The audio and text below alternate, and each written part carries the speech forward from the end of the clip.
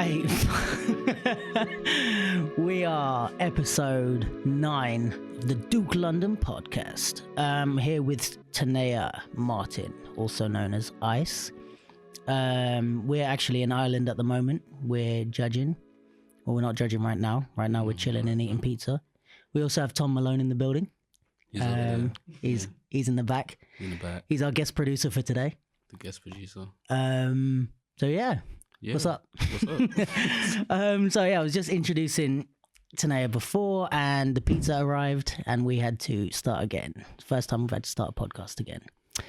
That pizza better be good. It's Tom's pizza. Fair. Ice didn't even get his pizza. No, not yet.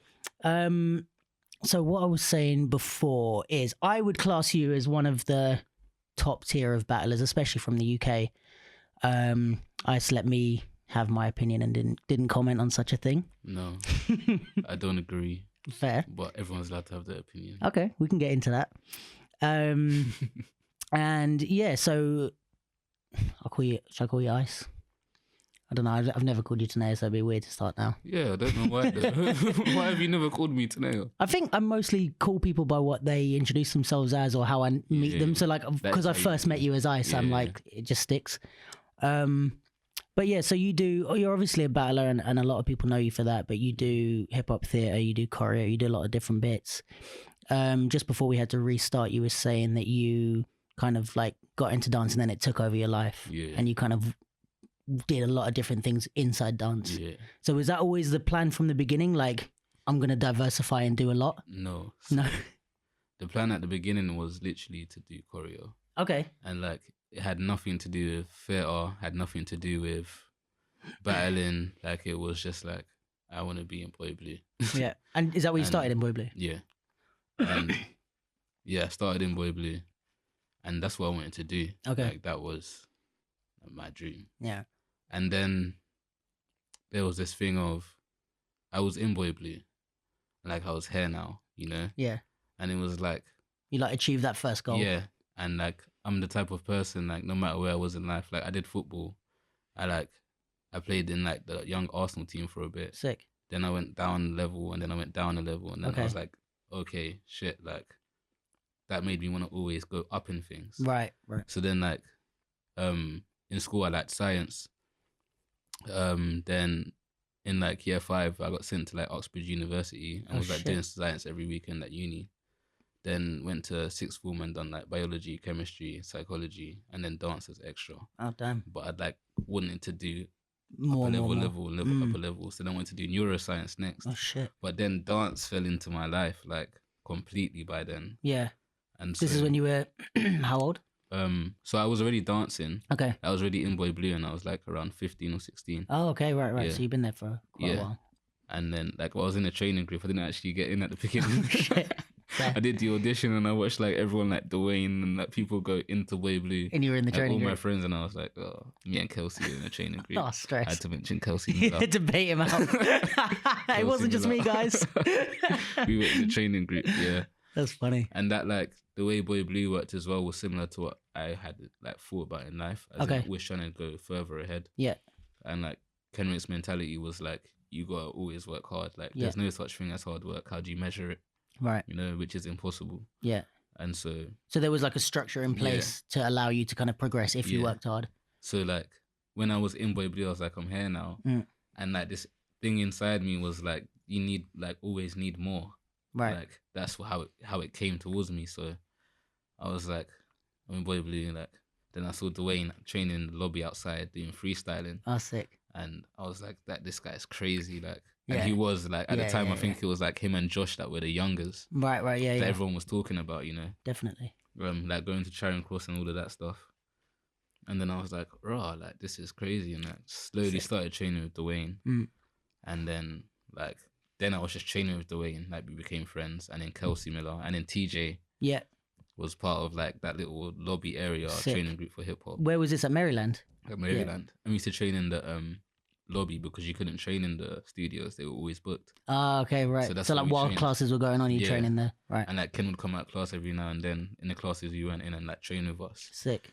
And then like that's when we had this sort of idea to make Future Formalities, Okay. which was me, Ken, and Dwayne to begin with. Sick. I was gonna ask you about that actually. Yeah, who started that?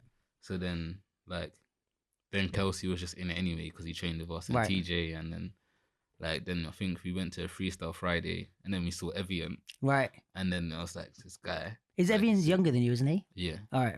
Well, of course. Well, I don't know. I don't know. Everyone's like they could be 15 or they could be 30. I don't know.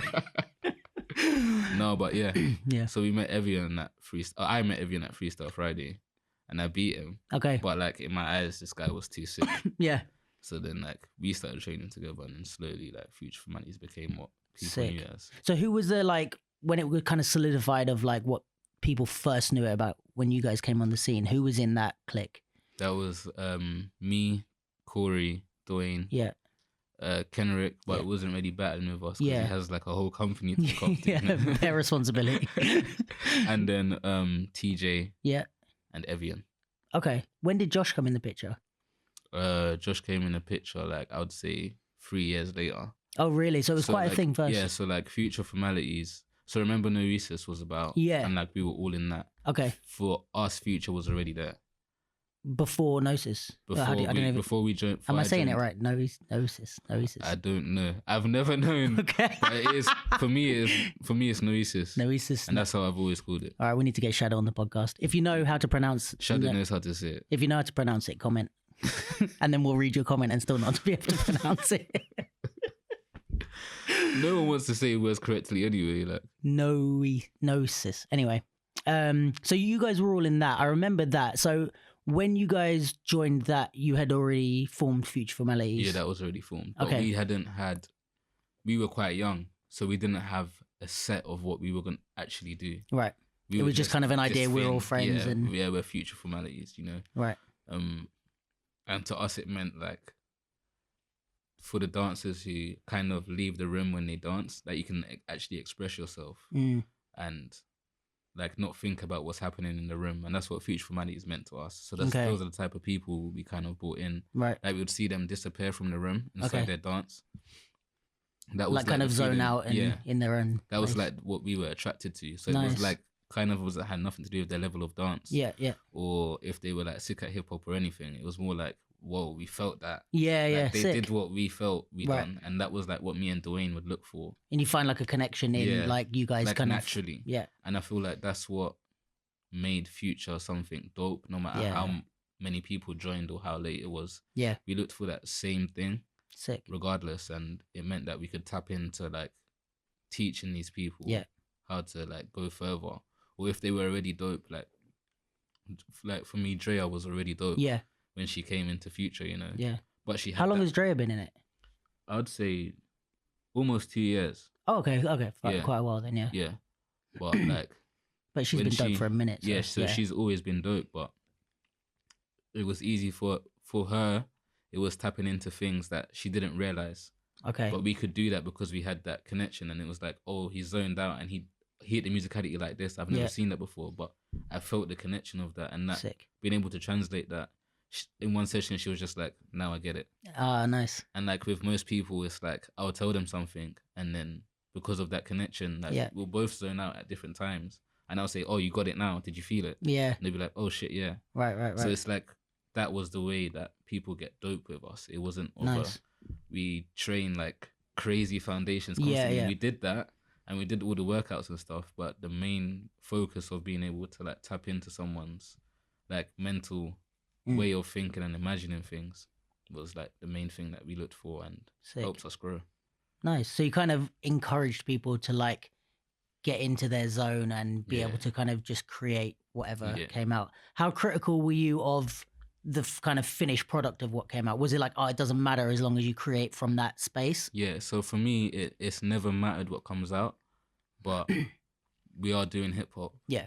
And so it was always, how do you control what comes out, which can be crazy as hell. Yeah. And keep it within inside like what is hip hop, which are like, how do you use your foundations to now express the ideas that you have? Sick. Which is what I think that we do over there, which is my idea of like hip hop. Yeah. And mainly the identity of that person is what we'd use. Sick. So like we know they go into their zone and that's their zone. So we'd focus on what do they do at home and who they are, who their culture is, etc. And that was like from when I had the session with Kofi, Nice. like a few years back before I even had Future. So I think I was like, Kofi, I think he went battle bad. Sorry, we had a bear. Yeah, that's all right. We're still halfway through. I think he went battle bad, and like I saw certain things that made me click with him, and I was like, I need to learn from you in this moment. Okay. And he spoke to me about creating a formula. Right. And he was like about using the culture that you're from. Yeah. And that as a formula inside your zone. And that's literally what we did with everyone inside Future. Like I branched that formula into like, how can your formula be for you? Like tapping into like whatever country you're from and the natural moves that are in your body and how your mum dances at home, etc. How do you turn that into something way broader? Because those are the things you kind of express when you move. Yeah, for sure. I actually have to say, like, that's one thing, even before you just told me that now, like, I've always thought that about you from the beginning. I was like, for me, you have it, and like Sonny has it a lot. Of like when you dance, it's like you're from London, like you're so from London, like even the way you guys dress, but like also like the where your hip hop comes from. It's like you can be dancing on like a track from New York or something, but or you know it really comes out when you're dancing to like UK hip hop. But I just see in the movement and the way you kind of express that it's like it's a London vibe or it's kind of grown from a London place, I guess. It really became an aim, like literally after. And I think it was a childish thought, but it became something a lot more. Okay.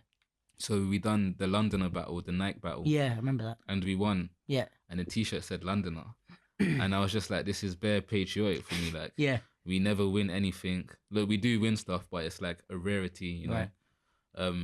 Like we always go abroad and we're kind of like not the team that everyone hopes to win. And you bit of underdog kind of feeling.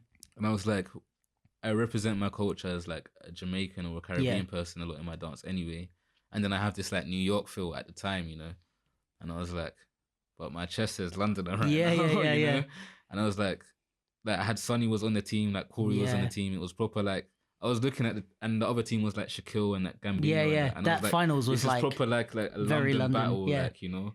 And from there I was like, my formula has got to go from just being like a hip hop thing from New York, because like I'm not from there, to being a proper like I'm from London, and how do I use the foundations of hip hop now to present that? I fucking love that, to be honest. Like I mean also the thing of like your kind of background, like where are you from, you said? Tottenham. No, you said like Caribbean and Jamaican. Caribbean and Jamaican. And but I think that's kind of part of London as it is anyway, you know, like what makes up London and what makes up stuff like grime and these kind of things, it comes from these cultures, you know, like it wasn't just a purely English thing. And that's like what I push a lot if I'm training anyone. So we'll train all of these different things, and then the thing that I go to them and speak to them most about is what's your like identity though behind it. Because I can teach you how to do the running man, but like then you look like me doing the running man, or you just look like you're doing the running man like everyone else. But how do you do the running man if you're from Spain and it was made in Spain? Right.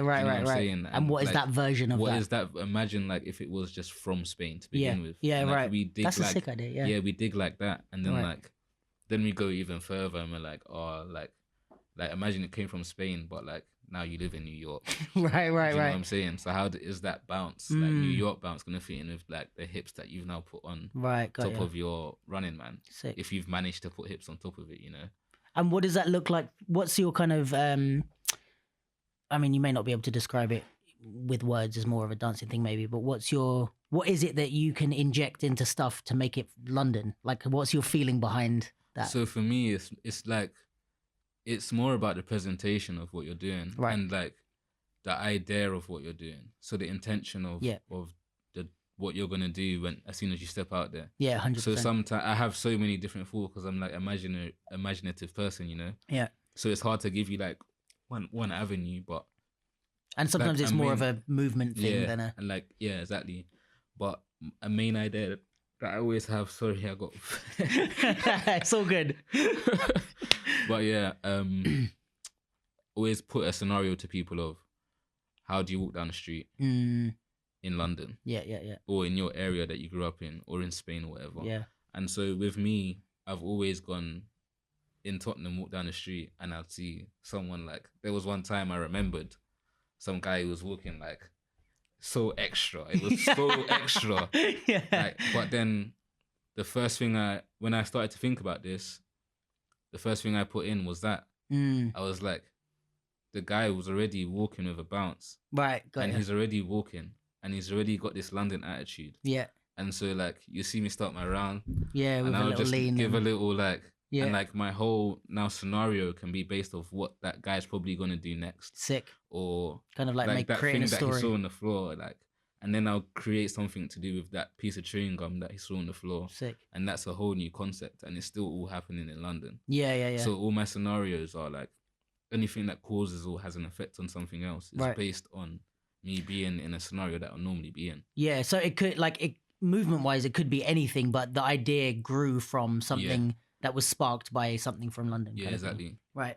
And to be honest, I think that's super important, and I think not enough people talk about that. That, like, there's a lot of people that do hip-hop, I guess the way they claim it is, like, authentically or like the original way of doing hip-hop. And for me, I'm like, well, what you're doing is a New York version of hip hop, and like that's not so authentic. You know, so if you're not from there, or even like an American way of doing hip hop, and especially in London, we have such a such a culture that's, I guess, been influenced by hip hop, like with grime and stuff. Of course, it's been influenced by hip hop, but it didn't solely come from hip hop. You know, there's the whole like multitude of things that created grime, us. and that's our that's our thing. And it's like when I was growing up, the stuff I of course grew up listening to like 50 Cent and Eminem and you know these type of things. This was my era. But then I remember also like sitting in my mum's car and like tuning in between the radio stations and getting like Rinse FM and like listening to people doing sets on the radio and be like, what the fuck, this is dope. I was like fucking 12 or something, just like,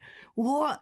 And so it's like, this was like as much of my culture, or maybe even more, you know, because I was listening to the American rap like on the radio, but then we had like, when I was young, the older guys in our, like, I'm not really from London, I'm on the edge of London, but before I start claiming things, but the guys that like we would hang around with, but the older lot, they would go and do radio sets and stuff and do like sets of like doing 16s and passing it around and stuff. And we used to go and sit in the corner and be like, oh, this is so cool. Like, but like, so grime was like more the culture that I grew up with, even if I kind of fell in love with rap and hip hop in an American way, but like I wasn't around anyone, you know, like any of the stuff you talk about in a 50 Cent song, I wasn't around that. No. But if I listen to old Kano tracks, there's one bar in Home Sweet Home when he's like something about watching Channel U and drinking tea. Yeah. And it was like, when I heard that, I was like, this is my life. Like I legit like come home Channel from school and do that. One. Yeah. With you know? all the adverts on the side and people talking at the bottom. And the little text,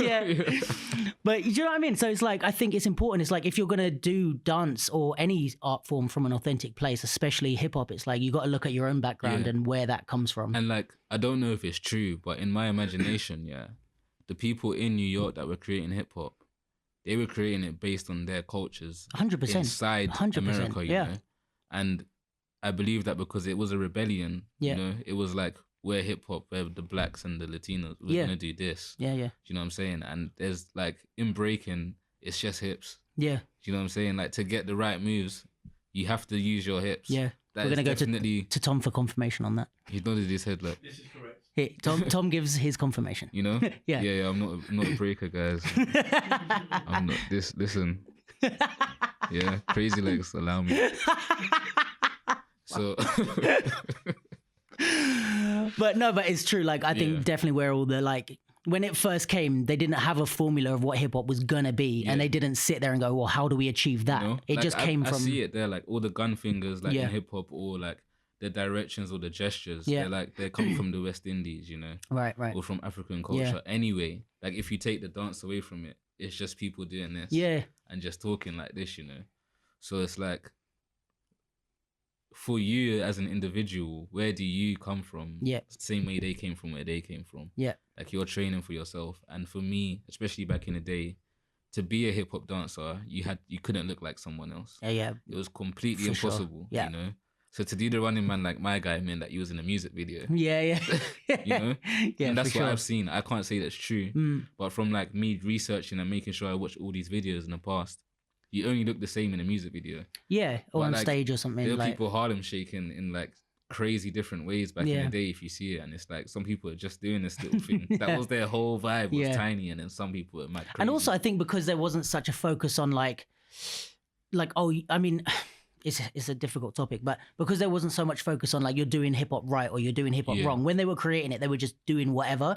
So that left way more scope for having your own style, because now you have too much of your own style and you're not doing hip hop. I guess it's because people like was like, oh, we can do what we want, and now it's gone like completely like. Yeah, it's kind of a tough line, because I feel like with anything with dance, like within hip hop, like the culture or the dance styles, or there's even talk of it with rap and stuff. But it's like, how far do you let people innovate, and how far is it just like shitting on everything that came before it, kind of thing? It's a balance, I guess. But no, I feel like in hip hop, it is like that conversation of what is hip hop, and it is the foundations. And I feel like as long as they're there, then not as long as they're there, because people could still take the mick with that, But like, I guess what people are saying isn't hip hop, and OGs are saying isn't hip hop, is that with the absence of those things. What would you class as your like bottom line? Because I have my opinion on this, and I'll say it after. But like,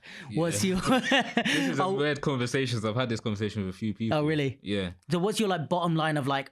Okay, this is like the basics foundation of hip hop. Bounce, rock, groove. Okay, yeah. Yeah, those three are like, for me, the foundations. Some people go all the way up to the social dances and say they're foundations.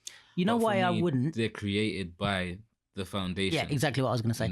Like if you look at the Running Man, and if you take away the steps, you take away the arms, you take away anything else, you're left with a bounce. Yeah. You know what I mean? If you take any of those social dances and you take away all the extra bits, you're left with a bounce or a rock, pretty much. Yeah, like it is that feeling underneath it, whether it's like but up if on you the take beat away or down, those things, you're standing still. Yeah. Yeah. So for me, that's like what I would class as 100% like foundation. I think social dance for me is part of a vocabulary. Yeah.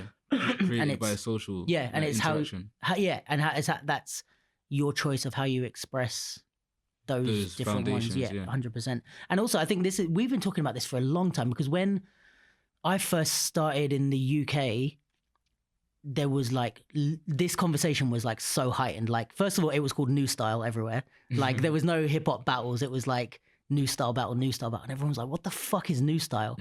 No one understood. And then people were like, "Oh, I think it's like New York style hip hop." I think it was like Kofi and their generation that like told us. And then one day, someone had on their laptop the New School Dictionary. With all the social dances, and they were like, "This is it. This is the Bible. Like, this is what it is." And we were like, "Oh, okay, cool." And then like we started to like watch more stuff, and like the odd YouTube clip when YouTube came on started surfacing, and it was a lot of talk about these social dances and stuff. But for me, it was exactly going back to that conversation we had about where you're from, because I was like,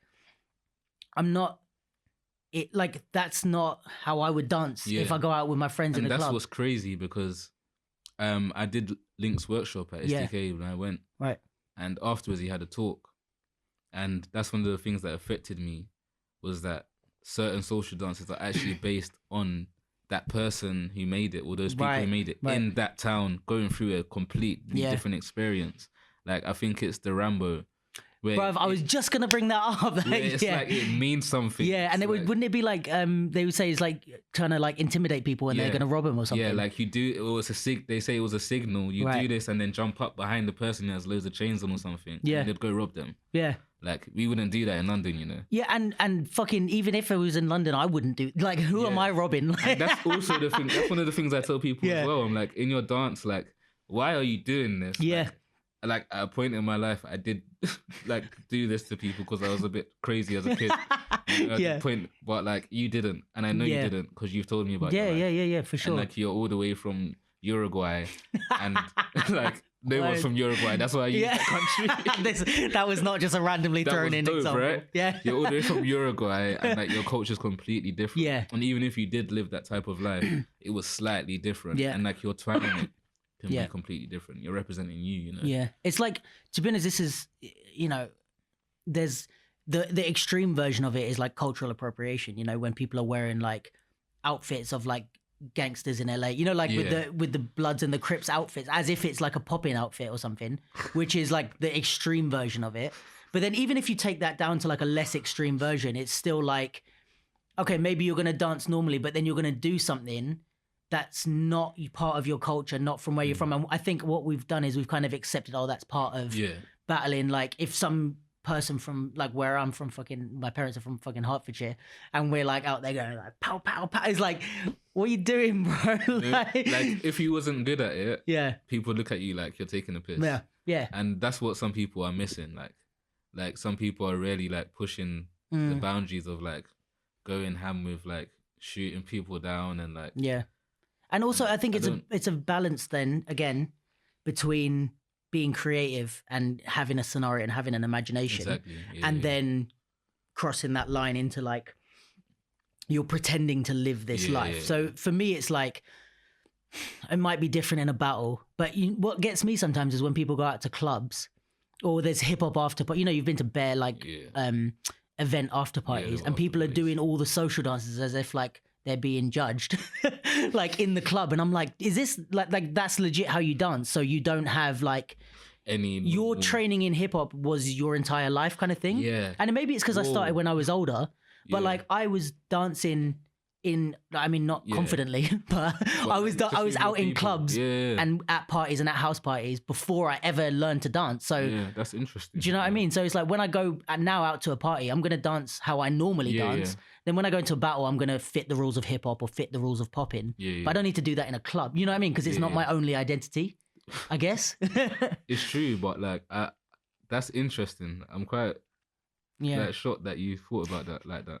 Because I've seen people do it all the time. And like usually it's me and Kashmir, we'll be in there and like, we'll just look over and be like, oh my days. Like, it seems like for me it comes across a bit like, and maybe it's not meant this way, but it comes across a bit like beggy. Like you're trying too hard to like be hip hop because you're like, oh, like I can do like this social stuff, I can do this, and it's like, and just get drunk and have fun. In his house. But you know what I mean? Even if it is like those songs, it's like, I don't know, it just seems a bit inauthentic to me. I don't know, maybe it's not, but also again, if you're younger than me, I'm 30. If you're now like at this age, you're like 19. So you kind of grew up learning hip hop and now you're just going to clubs. Maybe, do you know what I mean? The other side of the coin is maybe that is your only identity, that's how you've learned to dance. Yeah, that's crazy though. So, but, I don't know. No, but like, I feel like it definitely is a thing of people thinking about it too much. Yeah. Because otherwise, you're not at like this place, where you that's what I think. So there is definitely a thought process that happens where they're like, I feel like I need to. Or even if it's not, I think you still have a responsibility to go back and fuse what you've learned with your culture. I think you're right with that. Like, and I think like that's one of the things I actually really like about you as a dancer is that London feeling, because it's like it shows like you learned hip hop and you learned like all this stuff. Then it is important to know where it came from and the whole history in the States, but then you kind of went, oh, but how do I connect this to me? And I think that's a step that a lot of people miss. But also in that step, what I found, and I think also what Ivan found, is that UK dancers are not like, we don't want to do hip hop. We want to do something a lot more than that. And I think that it's because we're from London and we do have a lot of hip hop flair, and we do see a lot more than just the battle, And a lot of people from London, when you see them dance, they're not just the ones and twos. They're going somewhere a lot more. You mean like, kind of in the battle circuit now? Yeah. Yeah, like at the moment, I'd say. We're all going a lot more there's a lot more art involved. You know what? I think that that's true. I also think that that's, my personal opinion is that happens outside of London as well. And this is where I think you get that conversation of like, oh, it's not, I don't understand what people are doing. It's not hip hop anymore. And it's like, a lot of the I would say your generation, correct me if I'm wrong, but like even across the world, like I see your generation as like those guys that were in the finals in Just Taboo, Junior, Udat, and I forget the other guy's name. Tahiti. I call him Tahiti. I've known him as Tahiti for time. But like those guys, like the younger guys in Udat, even like Rubik's and those guys from Paris, like I would see that as your generation. And a lot of people have like, you know, been like, oh, I don't understand this, or I don't understand what it is. But it's like, for me, it's people trying to do more than just what they've been told. I agree. And that's kind of why I love it. And you can have that conversation and be like, you know, what, because at the moment, I think there's a lot of that happening in hip hop more than any other style, that like nobody understands what hip hop is. If you look at Rubik's, then you look at you, and then you look at like Link, and then you look at Batella, and you're like, oh, this is all hip hop. It's like, wait, what? How is that all one style? But like, it is. And I think the difference is with hip hop, because there hasn't been such a tight leash on it. Yeah. People are kind of doing what they want. And for me, I'm like, what's more important, to like force us to stick to this foundation, or for us to grow this foundation, you know, into whatever else it may be. And also, I think that's kind of an irrelevant conversation to be having, because you shouldn't ask the dancers to change. What it is the competitions. If those people weren't progressing through. But also, we don't actually get told what the hell we're doing. And no one thinks, no one thinks about that. We're all listening to like people above us. Yeah. But no one knows what we're doing. How do you mean? Because everyone is saying bounce, rock, groove, etc. Those are the foundations, Everyone speaks about it. But that is not what wins all the time. This is and a lot of the time, it's the same people who say it. Yeah. So the question is, what do you actually want? Yeah. And we don't get told what people actually want. And I believe because I don't think everybody knows what they actually want, to be honest with you. Because hip hop is so wide, like, if it's going to be like that and you want something in particular, as soon as you step and you judge something, we need to know you as a dancer. And we need to understand that this is what you want to see, if you want to see something in particular. Yeah.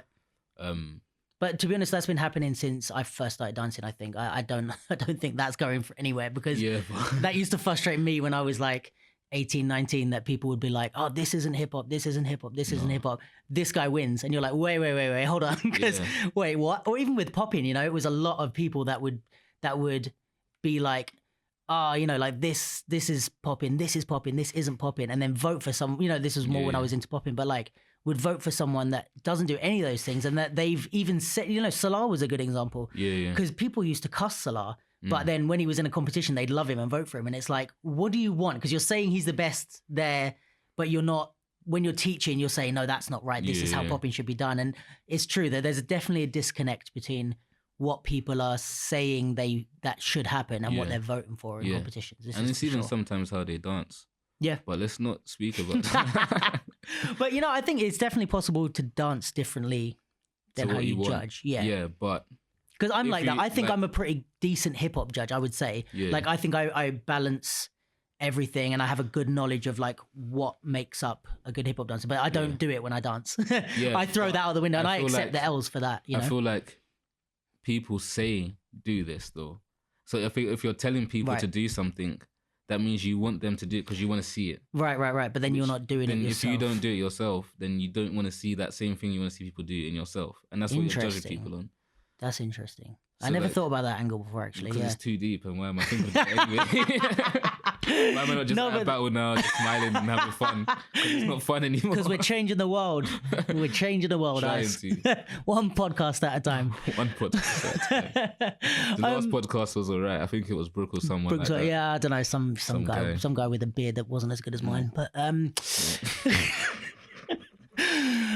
so actually, you mentioned Kashmir. Talk to me about, like, so when you first came in the scene. I always had this thing that, like, when I first came in the scene, Kashmir. Oh, this is gonna be juicy. No, say what you was gonna say. No, I'm interested now. What were you gonna say? Because I thought he was gonna ask me, like, how did I get introduced to Kashmir? Yeah, I do want to know about that. Wait, all right, I'll say what I was gonna say then. So when you guys first came in the scene, I remember Evian. First time I saw Evian was he battled at Danai's battle. Do you know the one I mean? It's called something. He did a few of them as well, but it was all under that same name. Anyway, the Scarier Funk one. Yeah, that one. I saw Evian do the under 15s or something there, and I was like, okay, this kid's good. First time I think I don't know if I had seen you before, but the first time I like registered you as like, like, who's this guy? I think it was when you got to the finals at SDK. Yeah. Because I think maybe we had crossed paths once or twice, but I was like, oh shit, this guy's good. Let me see who he is. And And then I'm trying to think who else. Like Josh, I had known for what he used to come to the battles that we used to run, like when he was a little kid. So I met him and his dad a while ago. Sick. But I think when I first noticed you guys had a bit of like what I would associate with like the French and maybe the guys from Holland, you know, like Little Blade and all those guys. Yeah. And like they're all sick as fuck. But you guys had that thing of like, oh, we're not trying to like fit any mold. We're trying to like do cool shit. We're trying to do kill off like tricks to like battle beats and stuff, like just cool shit. Us. Yeah.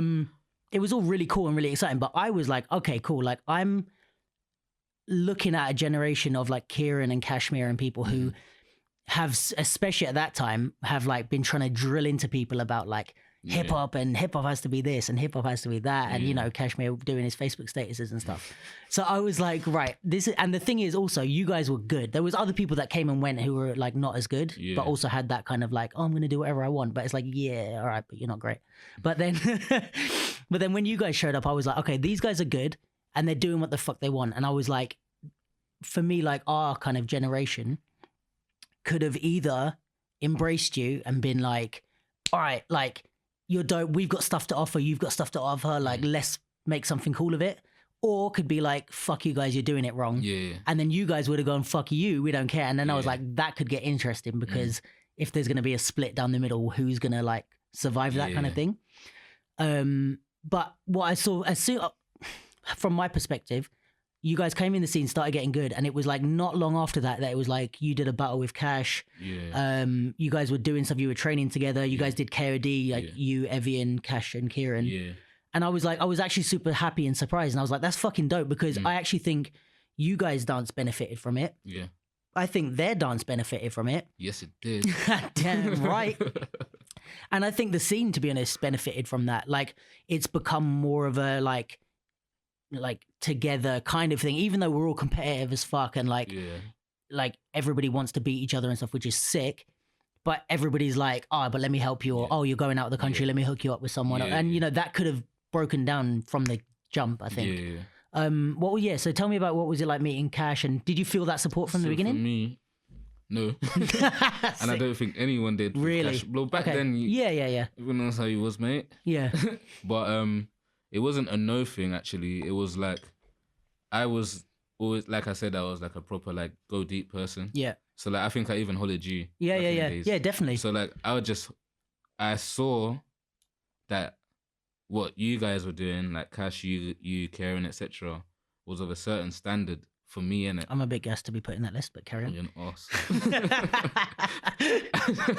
just say that one more time so everyone can hear it at home. The way I said it is the way you liked me to say it. Yeah, sorry, I could get really English, innit? But kind of saw that you guys were doing what I felt was the right thing to do. Okay. But I didn't disagree with what we were doing. No, yeah. So it was like, just like your version of that. Yeah. So it was like, that's hip hop. Yeah. What we're doing necessarily isn't. Right. Because I found out that these are foundations, and when I watch these guys, they're doing it. We're not necessarily doing it. So you thought about that about you guys at first? Yeah. Right, interesting. And then me and Dwayne went to a workshop in Manchester with Wadey and Reggie. Oh, sick. And it was actually Reggie that was teaching foundations. Interesting. And he was like, it's actually not, it's really important that you have these things, otherwise you're not dancing. And then you did an example. And I've always looked at that example and then looked at everyone else, like all the OGs, all of you guys, and gone raw.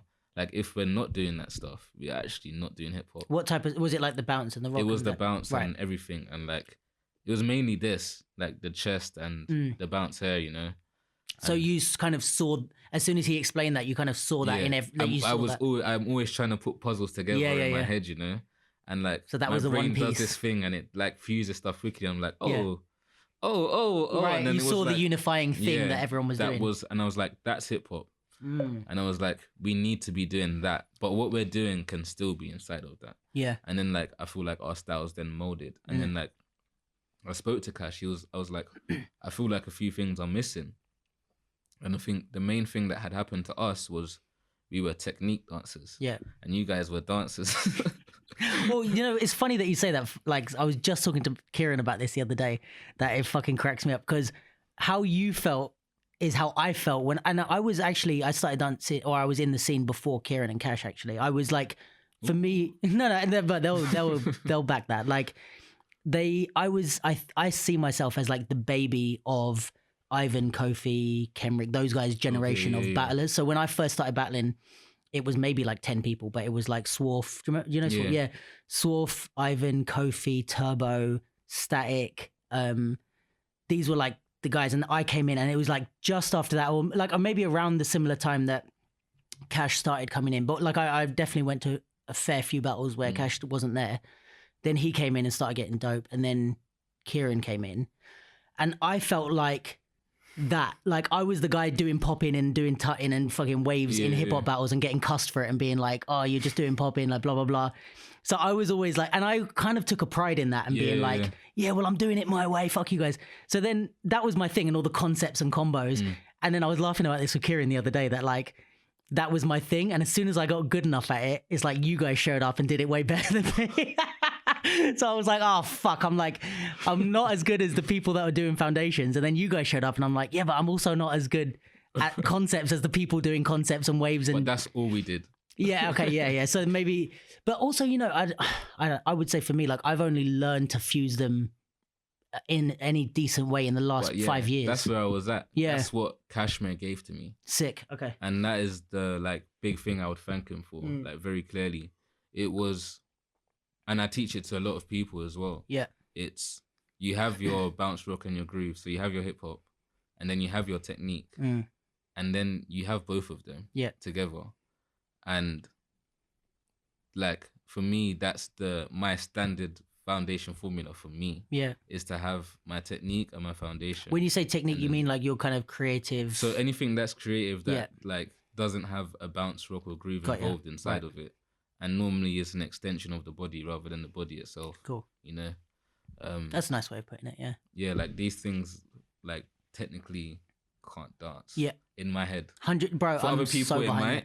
Yeah. But like every class I teach, I talk about like the head, shoulders, chest, and hips are like the foundation. Like everything should grow from there organically. Because if you just move with your hands and feet, it's that's shit. The first thing I teach in my class is the head. That's so. I love when you like find things that you're like, oh, we've never spoke about this, but we both hold the same thing. Like, the first thing I teach is the head, and we'll just start with a groove. Yeah. And I'll be like, that groove in your head can be translated to any of these body parts. It's just usually your shoulders, chest, your hips. But if it grows from those places, it's more organic. It's more of a clear, and it's very clearly danced, and you can feel it as well. Whereas like you can't bounce with your hand, like you're just flexing your hand. Like stop being silly. You know? So you have your foundation on one side, your technique on the other, and Kashmir is the one that helped you to. Yeah, and it was like. And he did it in more of a question way, but also told me. Yeah. So he was like, you need to like fuse the two. But he was like, how do you do that? And I think the type of person that I am, which is like a digger, it just gave me the space to think of like, I now know how to fuse those two things. So I'm doing hip hop. Yeah. But I clearly have a technique there. Yeah. You know, and I think that's what's weird about what I've created. And like a lot of people that dance around me or dance with me have this thing of it's a fusion of the two, and it's weird when you first look at it. And it's like, is it hip hop? And I think that's where it's hard for us at the moment. I feel like it's clear for us in the UK. Yeah, right. And I feel like that's because we're a bit more open-minded. I really do, but like because that thing of like having technique and having like hip hop dance happening at the same time isn't normal to the eyes. I don't believe. I believe people do this fusion of them, which isn't the two things happening simultaneously. So I believe like I don't want to start fucking dancing. Yeah, yeah, especially for people that are just listening to that, they can't see you dance. But you're not going to see this. No. I just want them to know I'm doing something they can't see. You're missing out, guys. Get on YouTube. But I don't know. I think, like, for me, that's why I see it as, like, your generation, but, like, the ones in, like, Paris and...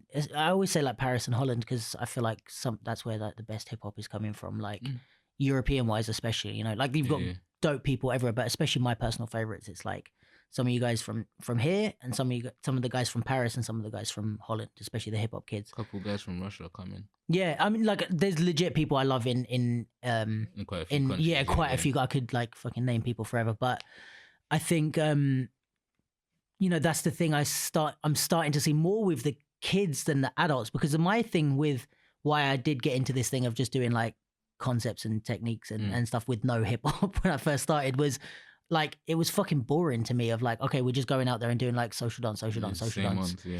And I think a lot of people got into that habit, and the ones that have made it from my generation or older, but also something your generation did really well, is like take that foundation and learn to be creative with it, whether it's with techniques and waves and tuts or whatever, or whether it's just the way, like someone like Alex. What is happening, yeah. Alex from the Cage. Yeah. Like he does use like lines and concepts and stuff, but even just the way his grooves and moves are, it's not just standard. Yeah. 1, 2, 3, 4, there's an 5, intelligence 6. behind it. Yeah. Like he's showing you. Yeah. He shows you. And there's complexity in it. Yeah. Yeah. And I think that's quite a good thing that's happening. I see that quite a lot. I don't know. I wouldn't say it looks weird. I think it looks sick. No, but I don't think it looks weird, but Right. I think for judges that have been judging for a long time, Yeah. and Oh, right. maybe I'm aiming it at a particular like level of judge who's been judging for a long time. Right. I don't feel like they haven't trained that way, which is a conversation I have with people a lot. Yeah. I don't think that these older dancers have trained the way we have. Right. And so they don't have an understanding of our end product. Yeah. And there's some truth like in the that. continuity of their training, if I'm being honest, a lot of these older dancers who are like seen as maybe OGs, or wow, that sounds mad. Yeah. But like OGs is a like really broad thing for me. It's like anyone that's older than me. Yeah. You know, I'm not saying anyone in particular, but OGs, like I feel like they trained within this thing constantly, and so the development of their thinking surrounding hip hop isn't going in the same direction, and hasn't gone in the same direction as like our generation. Yeah. Because we're thinking slightly different. Yeah. So even though to us it can still clearly be hip hop, the way they think hip hop is, they don't see it like that. They see something not completely different, but like off. Yeah. It's like off of what they believe it is. Yeah. But 100%. they know it's there, but they're like, you need to like have it much more clear, which is mainly why I feel like people say we need more bounce rock groove. I don't think it's not there. I see it a lot. It's just more in the mix. Yeah, they want to see it a lot more clearly. They want to see that you're bouncing, that you're rocking right now. But is it that you're able to now translate that? People have figured out ways to broaden just bouncing in one position for that move. Yeah. And it's like, have you now trained for your mind to go to the space where you can see? Because for me, like, if everyone is dancing, he can dance continuously. Yeah. And it will like it if you don't understand bounce rock groove, that's the only way you can understand that he's not doing it. I think that there's two things in that. I think the first thing is it's tough because who's to say what hip hop is or isn't? Do you know what I mean? So it's like, that's what people are doing. That. No, yeah, bro. This is the thing, and this is why I take issue with it a lot. Is like, you know, you can say how, especially I'm talking more in the dance, like it started this way, and it's like, okay, yes, it started in one particular way. The first question is, does it have to stay like that forever? Second question is, can we innovate on what you guys created and started? If we can, how far can we go? Yeah. And when is it allowed to stop? And how much are we allowed to keep in? And how much are we allowed to take out? But I don't think it was ever that. No, yeah, and that's the thing about it being an art form as well. Like ballet is that. Yeah. Like it's that. And it's always been that. Yeah. And nothing's changed when you learn ballet. Like everyone learns it the same way. Because that's how they wanted it. Yeah. But with hip hop, it was about rebellion. It was about being different. Like you never wanted to go to the club with the same hairstyle as that person, you know?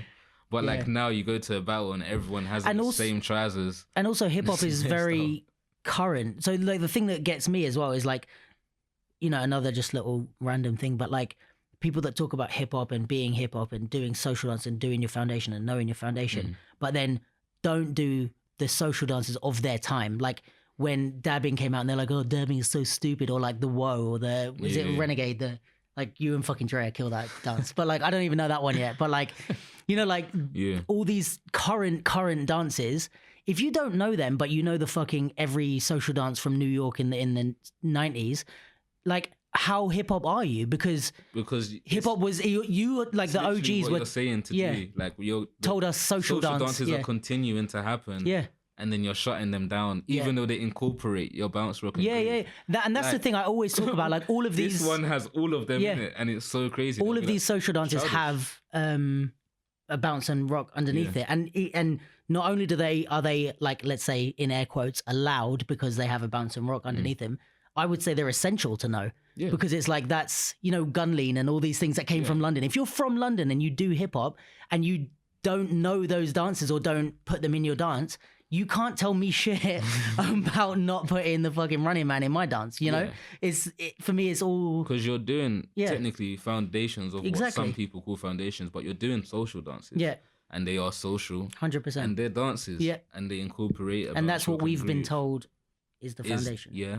But it's also just not because that's what people do. Yeah. You know? And that is a question I've had recently with a few people is... Yeah. Why am I going to a battle? And that was a crazy debate. But I was like, why would I go to a battle, a hip hop freestyle battle? Yeah. And there is a mold already there. Yeah. And we know it. And there are those who go like myself, and most people go and they still just do their style. But we know we could do that and get through. Yeah. We could do that and win. And it's like, so why do we go? Yeah. And it's a big question that I'm having with myself right now. Like, I wanted to really battle a lot more this year. I plan to go to quite a few battles. But I'm questioning myself that, for example, I know if I go to random circles, like, I could probably do me and pass, or do me and not pass. But I'd be comfortable knowing that, like, they're not judging with a mold. Right, got you. Whereas if I go to, like, I'm not going to say another battle. Yeah. Because I want to get invited. Gotta be listen, guys, this is how you be fucking business smart. Yeah. But like, you might go there. Yeah. And it's very clear. Like, you know who's judging. You know who's on the panel. You know who's watching. Like, you know the organization. You know, if you dance like this, I'll pass. But you never try to. Because you want to do this thing that you've been training. Yeah. And... well, people do it, and those people are successful. Yeah. You know? But it's like, for the people who want to dance and want something more out of battling and want to actually go and, like, your dance is actually judged just against their dance. And, like, not where you're from. And only where you're from is, like, seen through your dance and stuff like that. Like, what's normal and natural for a battle to happen. And when you think about a battle in any sense should happen, two people having a conversation... that isn't necessarily agreeing with each other, or it is, but it's overpowering. You know, there's just a way of something happening more than the other. But the thing is, you know, like, I agree with you, and I'm definitely on your side in terms of the mold thing. But I think the hard part about that is, like, there's any person that judges is a human. So the flip side of that is, like, you know, the way I see hip hop is... and the way I would teach hip hop and stuff, I'm very aware is my approach to hip hop. Do you know what I mean? It's not the way of hip hop. You know what I mean? And the way, like, you may teach, even if we have similarities, you may teach slightly different. And it's not, I'm not being like, oh, Ice is wrong, but it's, or even if we both judge a battle and we vote for different people, it's not that you're wrong and I'm right. We hold different values, maybe. Let's say me or you or whoever. Of course. So everyone's going to hold a value in their approach to the dance. So the hard thing is to know, how do we allow two people to, like, express themselves and it not be clouded by human, you know, like, because any person who's judging is going to bring with them their approaches, their biases, you know, whatever that may be. The only way I can try and combat that when I judge is I try and strip things down until they're not style based. That's what I do. So I'm like, oh, I hate this fucking guy's dance. Like, I'm watching this guy and I think he's shit. I hate the style. It's ugly. But I'm like, okay, if you were like the Terminator and you have like a little like beep, beep, beep, is he doing the bounce? Take away all emotion from that. Is he bouncing? I'm like, yeah, he's bouncing. Okay, cool. Is he on the music? Is he doing this? All the things that I can do, take away my own bias. And I'm like, sometimes in my head, I'm like, you're gonna hate yourself for this, but the guy won, and I'm like, yeah, he fucking did, didn't he? But in my head, I'm like, I wish he didn't, but yeah, he fucking won that. And it's like you have to take away all those biases to be able to judge fairly. But even in that case, when I'm taking them away, there's still, do you know what I mean? There's still gray areas where it's like, because it's hard because I judge, and it's like I agree with you because there's also emotion involved. Yeah, like someone can really make you feel something. And that's hard to counteract. And it can be really hip hop. Yeah. But that round can really destroy their round. Yeah. But all you can think about is that. And it's like, it will make you want to vote for that. Yeah. Because hip hop is like very expressive as well. Like, and you could like maybe favor their movement, or there's all of those things. But I strip everything back as well. But even, you know, not to go too deep into the judging thing, but like how much you weight. Like if someone does loads of bounce but is off beat, or if someone's on beat and doesn't bounce, which one is worth more? And everybody has a different answer. It's true. Yeah, it is about weighing it out. But I think I think it is about weighing it out. But also, I think my point is that the mode is clear, so there's not even a way. It's like this person is doing like exactly what that person is doing and better. Everything you probably like about that person, we can all see that this person is doing better. That person will still win. And I think that mode is weird. So do you see it more as maybe like lazy judging, in the sense that people are more just looking for what they recognize? I feel so. Like, yeah, that's the conversation I have with most people. You know, I agree, because I think where we can see the evidence of the kind of, whether you want to label it as like lazy judging or not, but in the sense of people voting for something they recognize as opposed to something that fits the rules. Yeah, and I feel like in London, if you have a judge from London, and you're from somewhere else and your dance is unrecognizable, it's attractive. In this country, we're like really attracted to something different.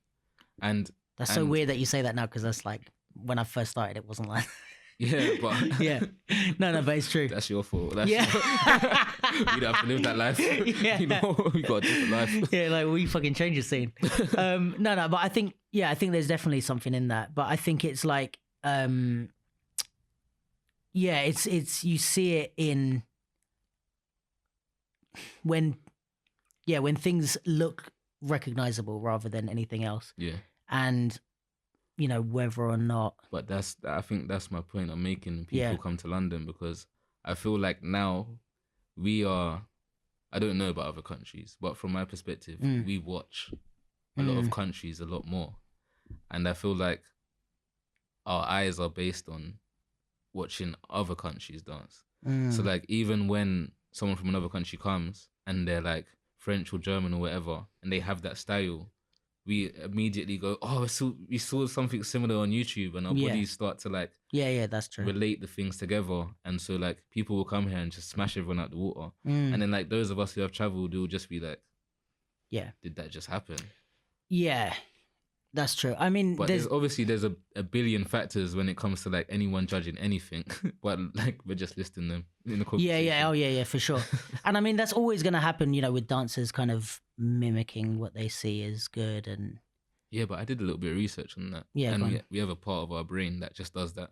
So because we're goal orientated, so there's a part of our brain, I can't remember what it's called, that's goal orientated. Okay. And it literally looks for anyone or anything that is going towards the same goal but is successful in it. Right. So if we see someone like winning battles and they're doing sick moves and we like the moves as well, our brain is naturally like storing it to like, for you to do it as well, because you have the same goal. Interesting. So like, but then I guess it depends what your goal in battling is. Yeah. Because that's, I think, for me, why, I mean, you know, there's definitely people that I look like and that I got my influence from. Like I always credit like I'm trying to think of there was a fourth one, but my three people, like, and this is kind of like one of those like whoa moments when I say this, but like, you know, Marvin from RAF. Yeah. Marvin, Feist, and Jadawi. If you put those three together, that's me. I feel like, or especially when I first started dancing. Yeah. Because like these are the people that I danced like. That Marvin's like the way he moved. Yeah. And like Jadawi's arm stuff. Yeah. Like, and then like Feist's like bounce and the way he, like, this was like where I took all my influence from. So especially when I first started dancing, this was like where it came I can from. see that. Yes, Back in the day, especially. Yeah. But like, I didn't even realize that myself until later. It's just and all like, fuck's sake. That is so funny, bro. But it's like now I realize it because that's who I used to watch all the time on YouTube. But the difference was, and even say someone like Jadawi, because I used to do that type of Armand concept stuff that I got. I didn't steal his stuff, but I got the ideas to create stuff like that from him for sure. I've told him that, so it's fine. But It's fine because he knows. yeah, that's it. That's the rule with biting. You can bite as long as they know about it. No, but like the thing with that is my goal in battling was never to win. Funnily enough, it was always to just go and like blow up the room and get like, I don't want to say attention, but you know what I mean? Like get recognition and people say, oh, you're dope, or hire me for this or bring me for this. I didn't care about that win in particular. I was like, well, what is this 1, 2, 3, 4 rounds going to do for me outside of this? Yeah, that was my actually when I started battling. I kind of touched on this with Brooke, I think, last week. My one was, I used to get super angry. I think you knew me then. Like, but I used to get as shortest temper ever. Really? People still think I do. But because they just assume. Innit? Yeah. But like, I used to have the shortest temper.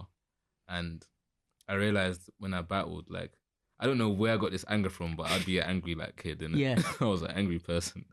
And then like I'd battle and I'll just be happy afterwards. Oh, so it was like a release for you. Yeah, and then I was like, this is why I like battling. Sick. So I literally would go to the battles and I'd literally release everything. But then, like, you'd get parents like, oh, that guy's so aggressive. Like, like, that's what was happening at the time. And then, like, I realized, like, bringing that aggression and I'm actually just outputting it. Yeah. Rather than, like, sourcing it and controlling it. Right, you're not actually dealing with the source of it. You're just... And then continuously going through battling like that until I realized that, like, I'm not even using it for that anymore. I enjoy this shit. Yeah. And I was like... Well, that's good. Well, I mean, do you still feel like you're angry as a person? Not really, no. And do you think that came about, like you kind of relieved the anger through dance, or was it separate in your life? Definitely through dance. Okay. Definitely, like, I'd say I did it outside of dance, but I'd say if I didn't go through dance, then I wouldn't have fought the way I did. Nice. It kind of gave you the tools to be able to like to have a step back because you're thinking about someone. It's technically someone different that steps onto that, like. It is you. Yeah. But it's not the you that walks around every day. No, you're like in a certain role. And then like being able to like watch someone else back, which I say someone else, which is me. But being able to watch me back and go, I'm actually so angry. Yeah, right. You know? And then like going back and then having an argument with someone and being like, it's the same thing. Like the connections that happened was like, you don't even need to be angry, you know? You can just go to battles all the time. And you can enjoy yourself, and like now you can do that in that part of dance, and like wait, you don't even have to do it in life either. The way you cope with it in the battle is the same you can cope with it in life. Sick. And so that's what I've like been doing. So like constantly. Battles was kind of like a small little arena for you to kind of figure these things out, and then you realize you could put that in normal life as well. That's sick. Battling has like done a lot for me. Yeah, that is dope. That's actually really dope. So let's go back to Future Formalities, because it's had a journey now. So from that time when you talked about like, it was like you, Evie and Josh, who else? Dwayne, Corey. No, Josh wasn't in it yet. Josh wasn't in it. This was like the kind of, let's say like the first rise of Future Formalities. Version. Yeah, the beta version. So then where TJ was the best at hip hop and he wasn't a popper at all. Jesus Christ, that's a throwback. Tom just looked up from his phone like, wait, what? Yeah, TJ was a hip hop guy. That's mad. So then, and you guys were also in Noesis at this point. Some of us, yeah. Right, and what made you want to go into Noesis when you already had a crew? See now, like there's hip hop Tanaya, and then there's Tanaya, who had no idea what the flip was happening. Right. And was like, we're making a crew. Yeah, I'm in it. Right. And then was like, oh, Evian's there. That person's there. Oh, Shadow's teaching. Right. Yeah.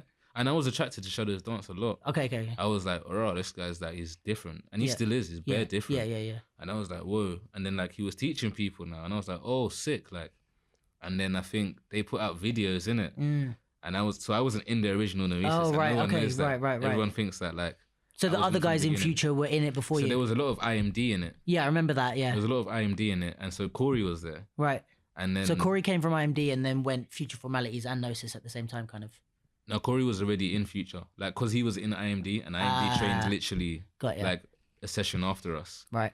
So it was like he was always around. So he was already in it. Yeah. But then like, so him already being in it, and then me seeing him go to there, I was like, raw, like, cause I had just kind of started then as well, and I was like, then I saw India from IMD in there. Then I saw like all these different people. Did it kind of feel like missing an opportunity, or like you want to be a part of it? I was like, raw, like I saw all these people at Freestyle Friday last week, and now they're in this group. Like it was like Starkey and like Josh and that, they were all in Noesis. So I was like, I need to be there. So I went on my phone. I was like, who's got Shadow's number? I was on the BlackBerry, you know. Sick. I was like, who's got Shadow's number? I was like, so message Shadow. I was like, yo, I want in. What's this Noesis thing? Because I was a bit more from ends back then as well, which people would never think ever. But like, I was like, what's this Noesis thing? Like, I'm trying to join. He was like, oh, whatever. Like, he was like, let me see your videos on Instagram, innit? And he was like, come through. And I went through, and then from there, it was like, there. And if you watch that first Noesis video of me in it, it's hilarious. I'm gonna go back on Insta and check all this. It's so hilarious. Anyone can watch it. I don't care, you know. No one, everyone knows I don't care. But if you watch it, it's hilarious. Like I'm doing like something on my wrist. I'm like some conceptual guy, and like, but yeah, being in Noesis actually helped me as well, and Shadow helped me in a sense of, you can do more with what you already have. So like he did this thing of you'd battle. Is it bare long? No, we're good. It's bare long, yeah. People are gonna listen if they're gonna listen. Listen to this. That's how you know it's late night. Yeah. That's how you know it's late night and we've been drinking. I'm just an idiot all the time. Anyone that knows me knows that I do random stuff. Fair. But he did this thing of levels of my dance. Right. So like I never understood that. Okay. And it was like level 1, because like, he knew I'd escaped the zone. Right. Like he spoke to me about that and everything. So there was like, and people think that Shadow didn't help me. Okay. But he did, especially in this bit. Sick. Like, and in music, because I didn't know about Jay Dilla. Okay. I didn't know about like MFD or anything until Shadow. Sick. So yeah, there was that. And then there was like the levels of your dance, and just like there's 0 where you're not moving. And how are you in your zone, and how is that present? Right. And kind of acknowledging each like, level. What's your presence at 0? And then all the way to like 10. Sick. And like how crazy is that movement? Which I think Shadow still shows very clearly that thing. Like the levels. Yeah. And then that and the zone became what I believed is what I want to see from someone. Like it kind of made up your ideology. Yeah, like, of like the zone. Like that sort of like flow state sort of feeling area. And then with Future, I was like, there's no way I can't see what I want to see and this thing that of levels. Because there's no way you can't, I think it made it clear for me that the zone couldn't always be at 10. Right. Otherwise, that was when people became real crazy. Yeah. And like it was a bit too mad. And then I figured out like who can actually grasp that. And then that's when I was like, Josh. Sick. I was like, whoa. I was like, now having that new understanding and having developed it myself without Shadow, like even further, I was like, whoa, like I see something that is these two things together. Sick. And then I saw Josh, and then I was like Starkey, and I was like, Starkey. Like... So them being in Future came from you being in Noesis with them. Yeah. Sick. Okay. It definitely did, and we never wanted anyone for me and Dwayne. We never wanted anyone in Future that we weren't gonna be close with as like friends or family anyway. Yeah.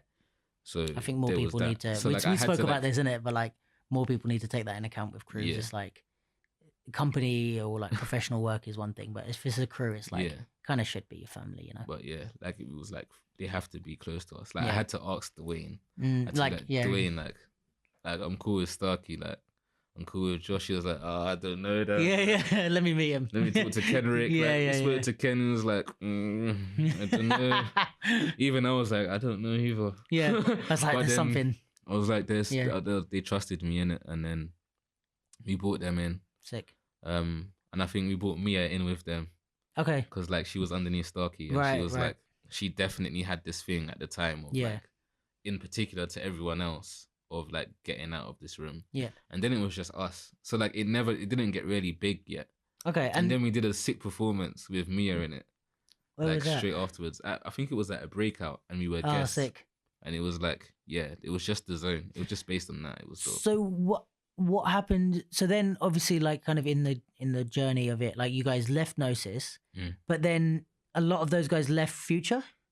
Yeah. So what happened between those two steps? How did that all happen? So I left Noesis. Yeah.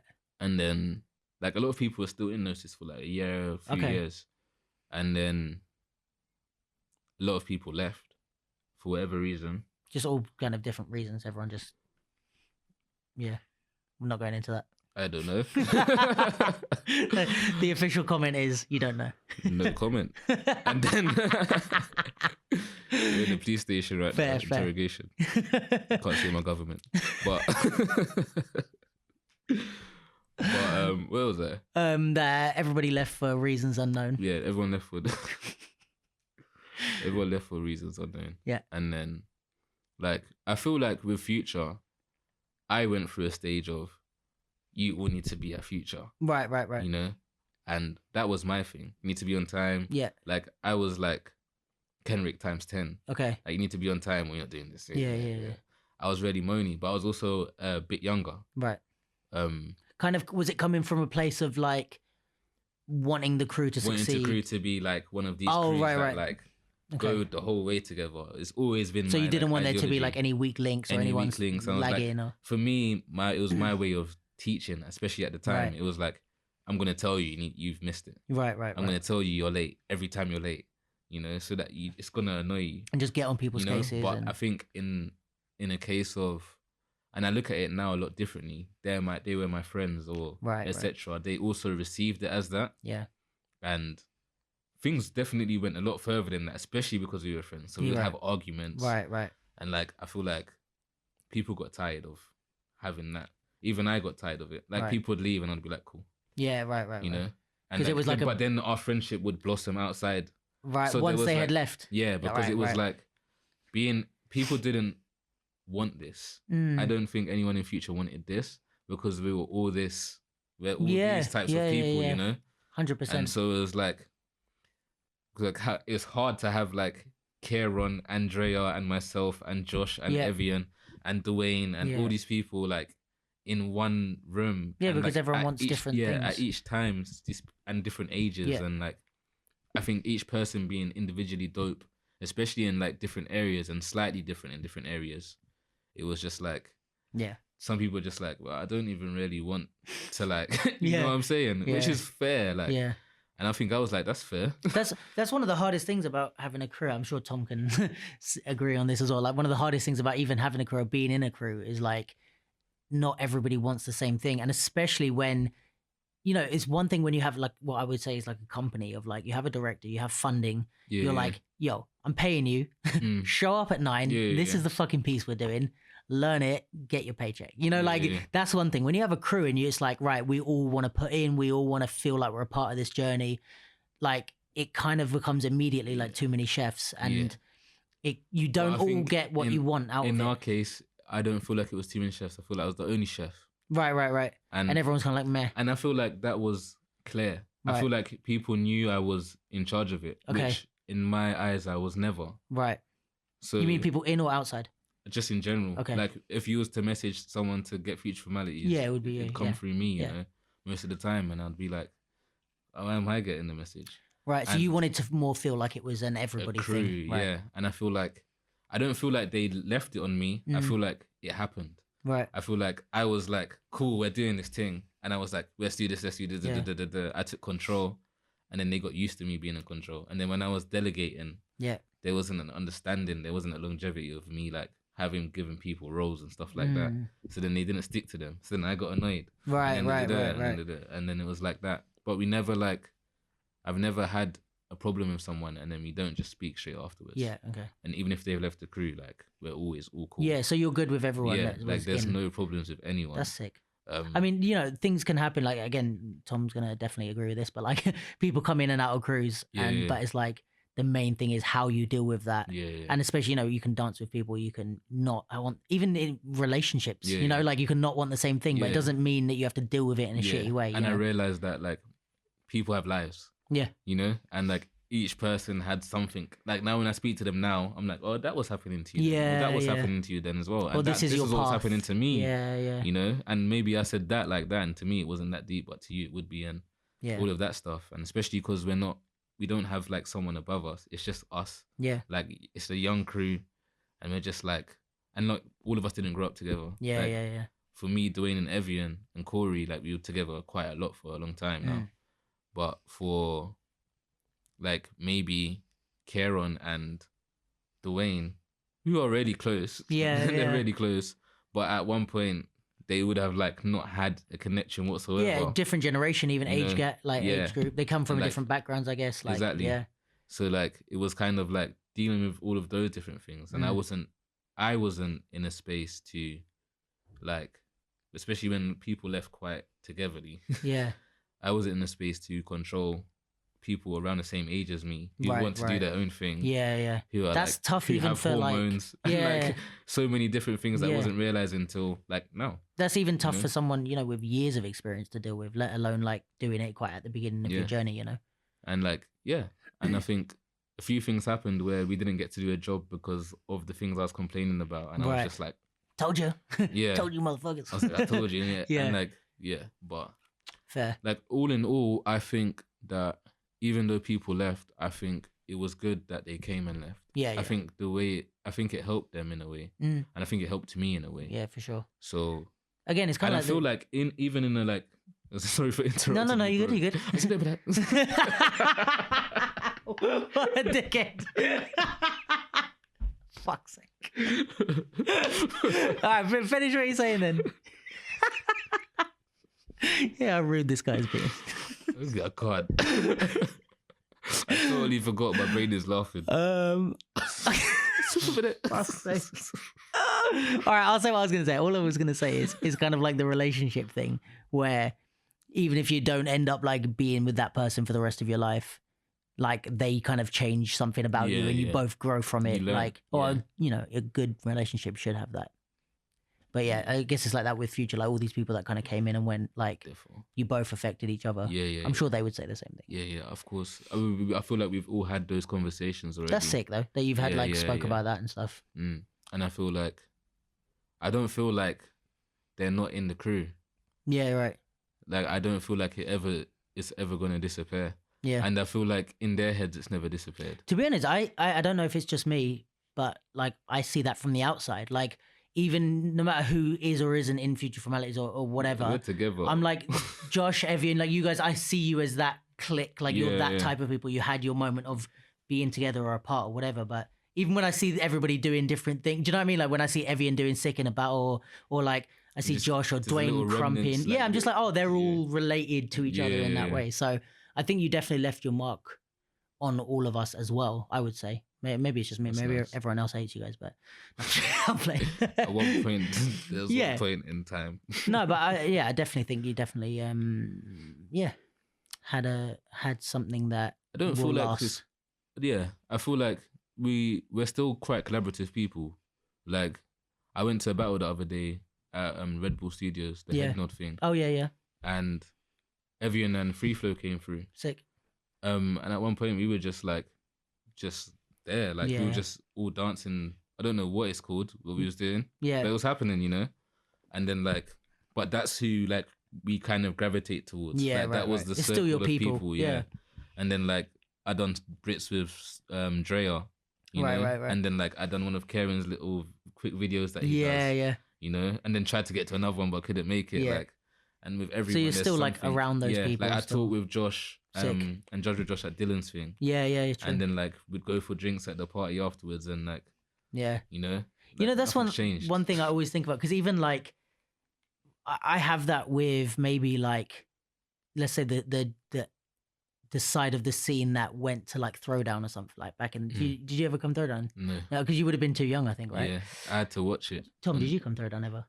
No. Oh, but you're from Manchester, so that's your. I forgot you was here. That's your excuse. I forgot you was here. So rude. Didn't. But I think there's like, because the scene was a lot smaller when Throwdown was on, especially the top style scene. I mean, it was more of a breaking belt, but I think there was definitely like a let's say like a demographic of people that went to Throwdown for top styles. And I kind of feel like that with them now, you know, like even people that you don't like most people from the outside don't think we're connected at all. Like I know Brooke, Mechanical, like me, like, you know, like there was a lot of people like Ivan, Kenrick, like even Rhymes like used to come, and Malcolm, and like all these people, and it's like we used to see them fucking like the first Thursday of every month, you know, like and even though like everybody's like separate way doing different things, like and still like even like last week talking to Brooke or like these people that most people are like, oh, how do you know this person, or how come you're close with that person, or whatever. It's like, but there's mad history that we connected at some point in time, and you know, wherever that however far people grow, you still kind of have that, you still have that beautiful connection. It got deep there for a minute. Maybe depends on the person. That is bars though. Beautiful connection. And then so now with Future Formalities, what's happening now? Nothing. It's done. It's not done. Okay. It's just not happening. It's like on pause. It's on pause. Okay. Because I need to do. I need a fucking minute. Yeah. I need to breathe. Like, hey, so here's some work. Yeah. You can take it now. Fair. I got bills to pay. So it's more like concentrating on yourself for a minute. Yeah. So like I felt like that whole time, even though I wasn't just doing Future Formalities, I was doing other stuff. Yeah. But the focus up here was Future Formalities, whereas everyone felt like I was doing these things. Yeah. Like I'll do these things and think, how can I get Future to do it? Yeah. And the whole time, like I'm with you. The whole time I'm with you at this like event that we're doing, I'm like, how can Future do this? That's why I'm so quiet. Right. Like people would be like, why are you so quiet? And I'd be like, I'm actually just I'm planning. Like if you go on my laptop, somewhere over there, you go on my laptop, there's actually notes. Right. There's bare notes that no one in Future's ever seen in their lives. But it's like planning notes for Future. Planning for everything. And I realized that I ain't planned anything for myself. Right. I actually didn't. Why do you think that is? Why were you more invested in Future than yourself? I'm actually empathetic, you know? Okay. It sounded like I said I'm empathetic.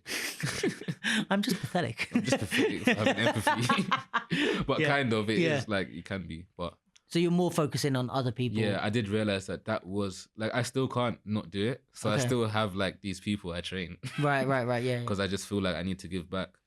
But that's a good thing. I was really like focused on this is like these people all need, and like Damari needs this and Keaton needs this separately, but I want them to both do this show with me, and I want to create them in this. Like I was going like around and I'd spend time not doing anything but just like thinking about Future.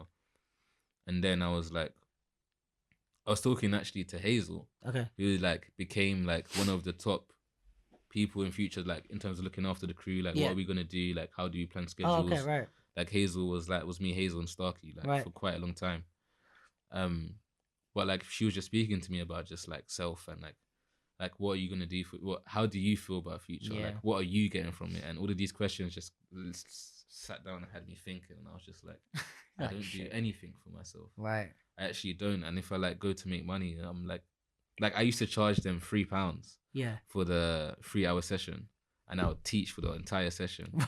You know? Yeah. And then you're like, you're not getting nothing from it, you're just giving. I literally get nothing from it. Especially when the numbers were low, like I would get nothing and then have to put my money on top of it and then go home and have like oats. Stress. Like I would do that though for people, which people don't realize. But when they did, some people like picked up. But now, so then it was kind of a case of you getting to a point where like, right, I have to like take some steps for myself. Yeah. Like I'm already like, I don't know if people see it, but I'm just generally happier. Yeah. Like just like, and like the things I post on Instagram, it's just a lot happier, or it's like photos of things I'm enjoying, and like it's just because I think I figured that I went to China basically, and I took that period. Tally sorted me out with that, and like we always knew for both me and Tally that it was more of a period for me to take a break, right? Because I've spoken to her about a few things I was going through, etc. You need something to get away. Needed something to get away. I do hip hop, then I teach. Yeah. Like I'm a good teacher. Yeah. I think I'm a good teacher. I think I'm a better teacher than I'm a dancer. Right. So that's why I'd probably like to give back more. Right. Okay. Interesting. But yeah, I went to China and I spent most of that time thinking about me. Mm. And I think if you was looking at my Instagram during that time, there's a lot of me like doing push-ups and like figuring myself out or reading books and like, that's nice though to have that now opportunity. It's like I have a plan of what I want to do. Sick. And I don't want to be a dancer. Okay. Sick. I want to be a director. Nice. But I want to use dance. Director how? Like so like in terms of like if I could create a movie. Yeah. And it's not a movie, but it's a music video. But it's not a music video. It's this thing. Just like creating like pieces of art. Yeah, it's this thing. But it's like it can also be that thing. And it's how do you direct dance and video and film to allow a dancer to have the same limelight as a singer or an actor. Right. And I think that's what I'm trying to figure out. So you're kind of during this journey. Getting yourself into a position where you can make kind of changes to the art itself. Yeah. Right. So that it can like be seen by, so like for me, that's the public I'm talking about by being seen. Like how would you see Beyonce? Like who's the Beyonce of dance? Right. Is that a possibility? Like that's like how I'm trying to figure out something. Or who's the Liam Neeson of like dance theater? Right. But you get what I mean? Like who is that guy in dance theater that you go, oh, like the kind of stars and like, but how can we allow dance to like become such a product? Because they make a lot more money for doing things that they then throw us into. Like the amount of things I've done as a dancer, but I'm really just acting. Right. You know? And like we're supporting this other role. Whereas so you kind of feel like a bit underappreciated as a dancer, I guess. I feel like dance is just underappreciated in general, like in terms of the creative industry. Like even as an artist, if you have a dope like photo or not a photo piece, or even a photographer, if you do a photo, like and you frame it, and all of a sudden it's like so much money. Right. But this guy is like, I always use Evian as an example, you know, but he's like spinning like completely off axis. Yeah. Like, and his hair's doing something mad crazy. And all of these things about his dance is mad beautiful. But he's also doing the most rugged style ever at the same time. There's like so many different levels to what he's done. And someone just went splat. You know what I'm saying? And then drew a little dot in the corner and then did their signature and was like, oh, I don't know, like the period. So like they're using it's like 10 grand now. They're using dancers as like tools rather than the dancers being appreciated. Yeah, as and the then art. like obviously there's backup dancing anyway. Got ya. And then there's like, I don't know, in acting things now, like if they want someone to move weird, it's usually a dancer. Got ya. Like if they want zombies, they're like, oh, we want all you dancers. Or in Aladdin there was bare dancers for like those scenes, and it's like, why is the dancer not the main situation? Obviously Cats did it. Like where you've got a few of the actors that are dancers. Yeah. But it's like the dance is still supporting the film. And it's like I'm trying to figure out what is that thing that isn't a film, and it's not us being backup dancers in a music video, and it's not just a short like dance theater concept piece that's or a freestyle video. Like what's that thing that makes us go, if I was to put whoever like in the limelight of this thing that I create, are they going to become like, a celebrity? Where does dance fit in the scope of like, you know, art? Because it's like, for me, for me, it's the hardest. I don't know if it's because I do it or not, but for me, it's the hardest, but the least appreciated. Interesting. I think so. Yeah. Because I feel like you can sing. Like, for example, there are those crazy like singers in China who sound exactly like Adele. Oh, really? Like, there's like loads of them. Right. But we would only listen to Adele. But that person sounds exactly like Adele. Got ya. So that possibility is there. But to dance exactly like someone in their freestyle after they've done it is impossible. You'd have to re-watch their dance over and over again. And copy them. I mean, some people get really close to them. There's some people that look a lot like the twins. What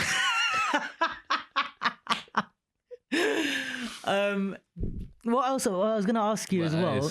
Do you feel like because you achieved, I guess, like kind of where you got to in your freestyle, especially in the UK, and you got quite big with that, now doing these other things and going, you know, in, I guess, a more abstract direction with your dance, do you feel like any pressure that people are like kind of expecting you to like, say for example, you did Just About UK. Did you feel a pressure of like maybe you don't care in the same way that you used to, and you realize that there's a bigger world to it, but did you feel pressure from people like, oh, you're gonna fucking smoke everyone today, or you have to enter, or because like originally me and Bogdan couldn't go Paris anyway. Okay, right. And this is the behind the scenes. Even if they had one, they wouldn't have gone. No, if we won, we would have said on the mic. Oh right, like, we're not going. Yeah, we're not gonna go. We'll give it to whoever. Or do your thing, create another like final. We'll do what the hell you want. But we wanted to go. It's a battle. You just wanted to enter. So we couldn't go anyway, and like, but everyone was literally there. Like, oh, you guys better win. Like, the UK better win. Like, I think even I don't know if it was Larry or Laurent was like to Bogdan, you guys got to rep your country. Oh shit! Like everyone was like on us. Yeah. And does that like we were affect kind you? of just there. Like, no, we kind of had our own. Like, imagine like there was Just a Boo, and then like there's two bubbles in the back of our heads that connected. Like we were just walking around like that kind of. Right. Like we had our own conversations. You were in your own zone. Yeah, like we just wanted to have fun. Like we were ciphering most of the time, wasting our energy. Yeah. We completely did everything that we was gonna do next to them. Right. Like we didn't care. We just wanted to do us. So the that pressure doesn't really affect you or get to you. Not anymore. It used to though. Like as soon as I came back from SDK, pressure was there. Yeah, because this was the first time you did quite well. Yeah. And you got to the finals against Batalla. I think you say Bataja, right? Bataja. I think so. I've always said Batalla. Mate, I'm sorry. If you're listening, I'm sorry. I'm not German. Weird thing to apologize for. German. He's German, no? He's from Germany. Yeah, but his name. I'm sure it's not. Oh, we need to have. Guys, if you know how to pronounce a guy's name, put it in the comments. Or just call Ice, because he's well known around the world. He's got many friends, and one of them is Batalla. It's not. Are you sure? I'm gonna find out. Oh, friends thing. I thought you meant the pronunciation. Anyway, so back to the story. So you got to the finals against him. Cool. Okay. We are cool, bro. We're cool, bro. You're like, but I wonder if he's we my haven't like chilled together. And right. Yeah. So you got to the finals against him when you were quite young in SDK, and this was kind of the first time. Like it got me paying attention. I think it got a lot of people talking about you. So you felt pressure after that. I felt pressure since then for quite a long time. Okay, right. Because I did that. I came back. I felt pressure, and then like I kept on winning things. Right. So then there's continuous pressure. Pressure from who do you feel? Like just like in general, like I'd go to an event and people are like, oh, you're entering. Right. Are you gonna try win this time? You're gonna win it. Like it already had started then. Okay. And I think I spoke to Skittles in Way Blue. I was like, I don't know how to deal with this. Like I think I did a battle. I think it was one of Chloe Dean's myself battles, and I lost to Starkey. Right. And I was like, I just weren't there. Right. Like, and I spoke to Skittles and I was like, what is it? And she was like, maybe you're just under pressure. Yeah. And I was like, as soon as she said it, I was like, I am. Yeah. You're like, oh, well, that's it. And then solved everything. Since that day, I've always been like, why the hell do I care? Yeah. Because I didn't really care when I started. And I didn't care when I was on the SDK stage. I literally just did me. Like I wore one long jacket. I remember that. Yeah. I remember thinking. I watch it now, I'm like, what the hell? I was like, I remember watching the first video. I was like, I don't know who the fuck this guy is, but he's got some, he dresses well. I wore some like long, nice jacket. Yeah. And like, I was like. I think it was Kieran, because I remember him saying that you got to the finals and I was like, what the fuck is Ice? And he was like, Ice, blah, blah, blah, is this guy. And I was like, no, I'm not sure. And he showed me the video and I was like, no, I still don't think I recognize him. But then I think after that, I was like, when I properly met you. That's when I used to get called Jimmy Udat. Yeah, you did. That's true. Jimmy you did remind me of him, but I think it was the coat as well. The coat. Because I feel like he's worn. Like the hat and then the length of our bodies. Yeah. But you have also, a similar... like, I think the way I used to like attack things, like he's quite long with it. Yeah. I was quite long with it and like... Very like handsy, I think. Yeah. That's so funny. Yeah, now that you say that, I do remember. Yeah. I remember even thinking that, but I remember people saying that as well. Young Jimmy, you're Jimmy. Yeah. Especially like people from France, they was like, you're Jimmy. Like that's funny. But it was like, that wasn't... I had no idea. No influence. Right. I didn't know who Bataya was on that stage at the time. Okay, right. Yeah, like a lot of these things were new to me. Right. I had just like researched hip hop. Yeah. Hip hop. And like the people we watched were anyone who like Dwayne showed me. Yeah. Because he like showed me. He was the YouTube hip-hop. guy. Yeah.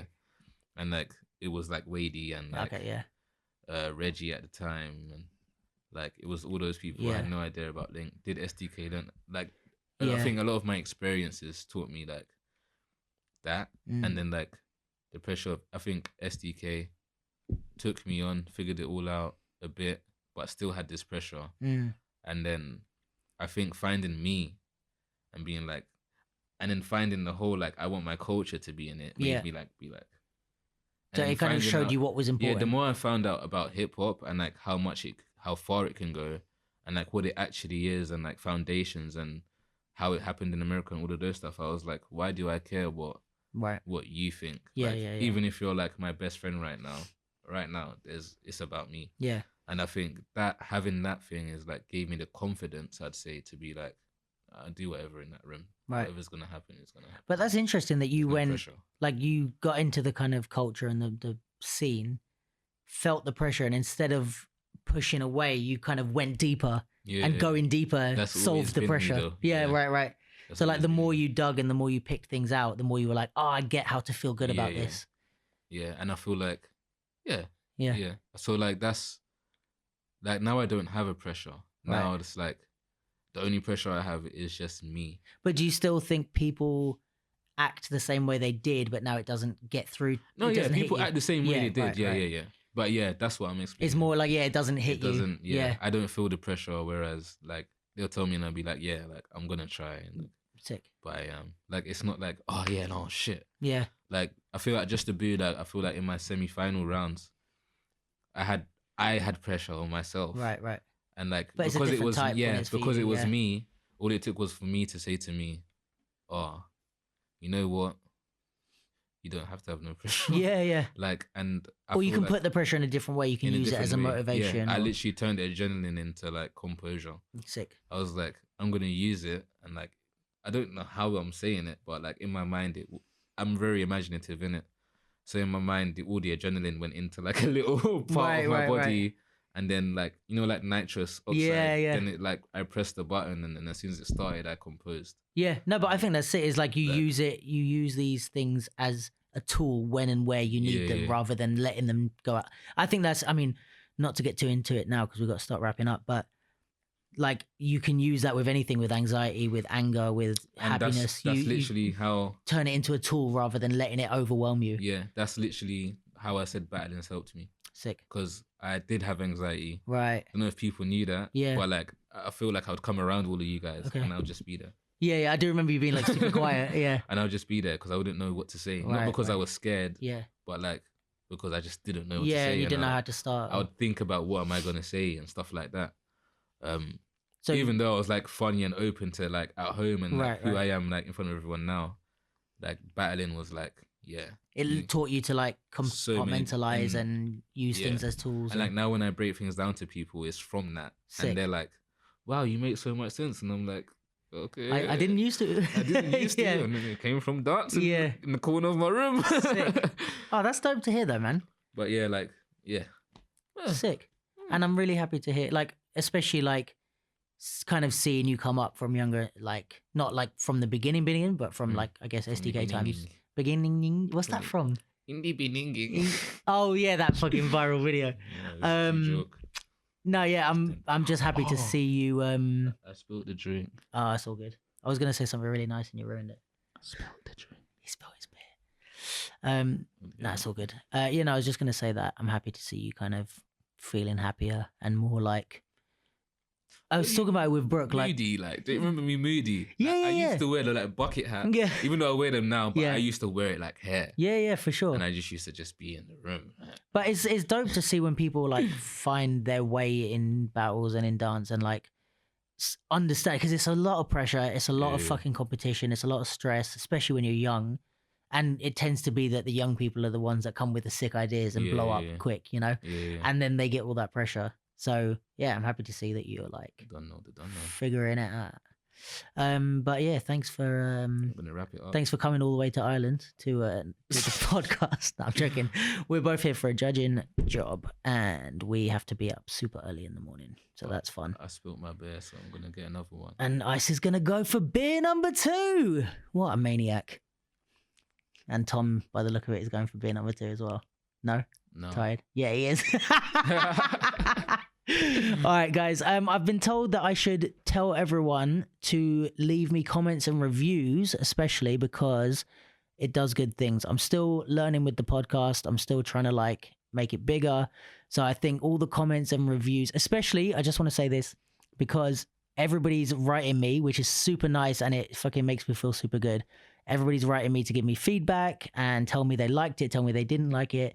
That's amazing, but please leave it on reviews on Spotify, on YouTube, wherever you watch, because that will help the engagement, especially on the listening engagement. So yeah, please do that, guys. And yeah, I hope you're enjoying them. And thanks to Ice for coming through. I want 10,000 likes on this video now. Come on, yeah, we got to try and beat Brooks one. That's what? All right. What? Safe, man.